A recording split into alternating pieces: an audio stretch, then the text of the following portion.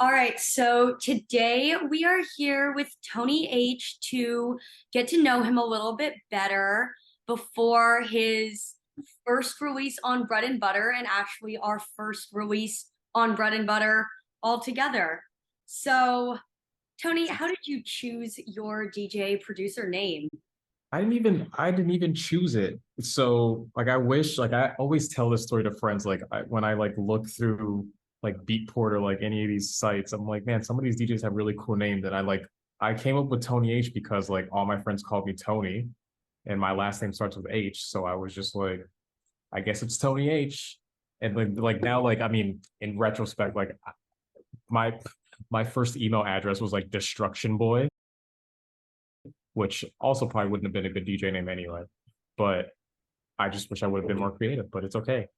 We stuck with Tony H, and here we are years later. How did you start DJing, producing? How did that journey come along? So I started DJing first, and it was when so in so when I so I'm originally from Panama. When we moved back to Panama for high school, or like when I moved back to Panama for high school, a lot of my friends were into electronic music at the time, and they're the ones that kind of got me into it because I was like a big hip hop, like old school hip hop head all the time. Because that's what like my like dad listens to all the time growing up. And so they got me into it, and then I was like the iPod DJ at all the parties. So I would like bring my iPod, and I was the one like kind of sitting by the speakers, like scrolling through like old school iPod Nano and shit, like scrolling through picking songs. And then from there, I bought a DJ controller and used to DJ at this hostel I worked at for a while called Luna's Castle in the downstairs room. That was like in 2000. I mean, I guess high school years would be like 2000, like Jesus, 2008, 2007. And then like officially DJing with a controller was like 2011. So I've been DJing for quite a while. And then I started producing in 2013. And that was the same year I had my first release too. So it's been some time. I've been in the cut for a minute. So, quick sidetrack. I'm just curious now, what was your first big boy piece of DJ equipment It, that you purchased? it wasn't even, it was the size of my hand. It was the Newmark. It was it was the Newmark Total Control, literally the size of my hand. And it was like $200, and I found it on Craigslist from some guy selling it. And I used that, and I think I was using virtual DJ when I first started DJing. So yeah, that was my first official DJ equipment, Newmark Total Control and virtual DJ. So, what does a typical day in your life look like? I know you're on vacation right now, so it's not a very I am. I'm in day. Canada right now.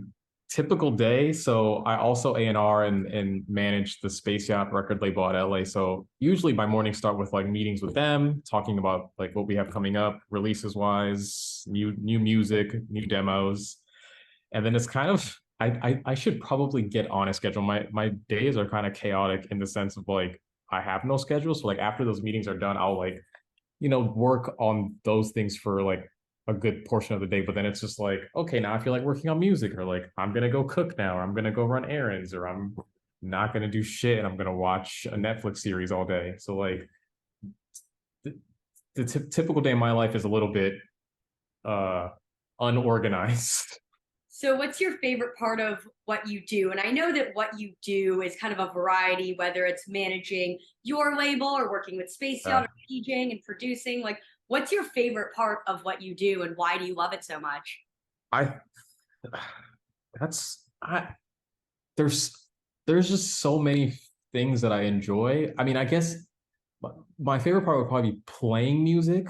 My favorite part would either be playing music live, like at a show, or the satisfaction of finishing a track and then getting to test it out at a venue where like it ends up going well. And I mean, for one, like playing a show, I just love the like crowd interaction, especially if it's an intimate venue. Like I love hanging out, meeting new people, playing music, getting their reaction. Then on the other end of like producing a track and like playing it out, right after finishing it, it's like getting that reaction and like kind of the reassurance of like, okay, like this track, like it turned out like good, like it turned out well. So those would probably be my two favorite things out of like amongst like so many. Among so many things, yeah. But to bounce off of that, what is your favorite track that you've produced so far? If you had Oh, to pick like yeah. one, maybe two. If I had to pick two, I'd probably pick, oh man. Wow, that's I'd probably pick Don't Be Scared, which is one that I released on Space Yacht. I think that was last year. I just like that was a track that I kind of whipped up in like 45 minutes and it turned out to be like one of my favorite tracks. And then me and Spiro made a track years ago called TYS, Treat Yourself, from some I don't even remember the name of the show. But it was from like some show we ripped Aziz Ansari like saying like talking about treating himself and we like made a track out of it, which I think it's still probably one of my favorite tracks to this day. So shout out the homie Spiro, my bro. All right, so you just talked about what you love so much about playing a show. Do you have a biggest pet peeve when you play shows? You know what? I I, I didn't. Maybe I did before, but like these days, my biggest pet peeve, and I think it's probably like the unfortunately, like I think it's like the younger generation. They like to stand in front of the booth and like have a conversation, and I'm just like, what? Like, why? Why are you here? Why go stand over there, go outside, go anywhere else. It's the weirdest thing to me for people to like come to a show and stand in front of the booth and like be on their phones or like have a full conversation with someone. I'm just like, what are you doing? So that's probably my biggest pet peeve these days. Only one I can think of is like, which I'm sure I've probably done in the past, like when the next DJ is coming up and they still have like, I don't know, 10, 15 minutes up, they're just like standing behind the DJ booth. And I'm just like, you could come back and like 5 minutes, like 5 minutes before your set. You don't have to just be like hanging out back here waiting. So, but yeah, definitely biggest pet peeve is people just standing in front of the booth, just having random conversations. I'm just like, why are you? What? All right, so this is just kind of a random one, but if you were given an unlimited amount of money tomorrow morning, what would you do with it? Would you keep working on music or would you just retire? Um, what would Oh, you I spend I on? would definitely keep working on music for sure, but that just I feel like naturally the answer would be like, oh, I'm gonna buy a bunch of equipment, but like even the equipment I have, I don't even use most of it to make my music. So I'm like, what am I gonna do with more equipment? So I'd probably just invest in like workshops and like more production classes to like, kind of refine my sound, get better, and travel a lot, pay off all my parents' things, my sister's things, and kind of just chill and just make music and keep playing music. I love that too much to give it up. So I could not retire. What or who is your biggest musical inspiration, whether it's a muse when you're writing or where you drag the most inspiration from when you're writing songs? Um, where does all that come from? I mean, it kind of comes from so many different, like back when I first started DJing, like the biggest inspiration, especially for like the setup I had like in that moment, like after my Newmark Total Control phase, I had another setup with some Tractor MK2s. Was Felix the House Cat, which was a big inspiration. Like kind of these days, it's kind of comes from everywhere. I listen to like so many different genres of music, so it's like the Martinez Brothers sounds, Maya Jane Cole, Kate Tremina has been like a big influence now. Like so I've been listening to them a lot. I mean, I already listened to Kate Renata and Amina separately, but now that they're like a duo, listening to their music a lot. A lot of old school hip hop, jazz, Motown music. I mean, it like my household was very diverse in music, so kind of draw inspiration from a lot of different things. All right, and this one's going to be kind of tough, but if you could only listen to one song on repeat for the rest of your life, what would it be? And It if would. that's too hard, you could pick an album. Oh, this is not even hard. It would be Lupe Fiasco, Kick Push. Done. I love Lupe Fiasco. That would be it. I could listen to that song on repeat. I've done it. I've literally listened to it on repeat like for like half a day. I could do it. I listen for the rest of my life. I love it. What would you say is your biggest accomplishment in life so far? Man, I don't know if I've accomplished that yet.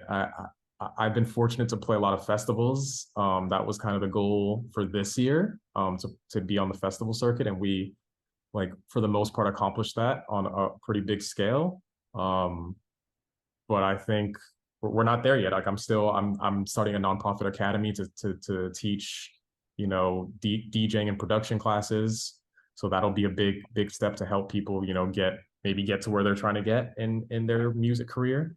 Um, but just trying to be helpful and give back when I can, and hopefully produce good music for the people. But I don't think I've accomplished the biggest thing yet. We're still working on it. All right, so what are you most excited for in the future? Lots of new music coming out. So that's, I mean, always exciting, making a lot of new music. So I kind of have the whole year planned out now, or semi planned out, I guess, with new music coming out. Also have a nonprofit going on called Baseline Beats Academy that I'm really excited about, that I'm starting in Seattle, to teach DJ and production workshops, all kinds of, kind of community related things to get people involved in the scene. Kind of TED Talk vibes too, to teach people about the music scene too. So lots to look forward to, and hopefully more gigs, more and more gigs. Lots of stuff coming up. All right, so I'm really glad you guys got to know Tony H a little bit better. Coming out with his first release very, very soon on Bread and Butter.